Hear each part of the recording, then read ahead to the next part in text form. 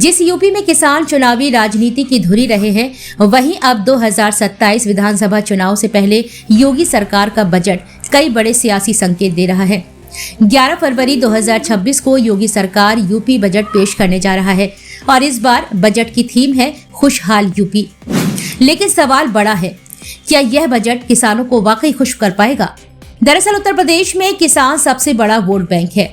गन्ना बकाया, सिंचाई, बीज, खाद और आय, ये वही मुद्दे हैं जो हर चुनाव में सरकार के सामने खड़े होते हैं।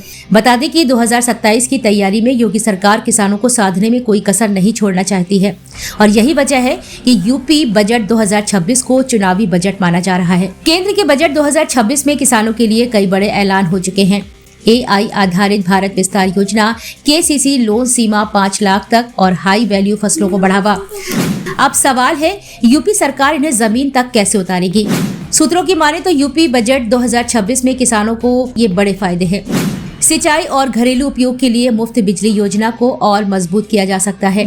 PM कुसुम योजना का विस्तार, ज्यादा सब्सिडी के साथ सोलर पंप, गन्ना किसानों के लिए विशेष पैकेज, बकाया भुगतान और मिलों के आधुनिकीकरण पर फोकस, KCC में सुधार, 5 मिनट में लोन, कृषि ऋण लक्ष्य 3 लाख करोड़ तक, नई आय सहायता या फिर फसल बोनस, PM किसान के साथ राज्य स्तर की मदद, AI और आधुनिक खेती, छोटे किसानों को तकनीकी ट्रेनिंग, पशुपालन और मछली पालन पर जोर ताकि किसानों की अतिरिक्त आय बढ़े।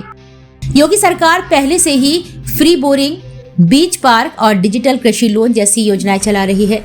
अब चुनाव से पहले इन योजनाओं के विस्तार और नए ऐलानों की पूरी उम्मीद है। हालांकि असली तस्वीर 11 फरवरी 2026 को बजट पेश होने के बाद ही साफ होगी। लेकिन इतना तय है, यूपी बजट 2026 किसानों और चुनाव दोनों के लिए निर्णायक साबित हो सकता है।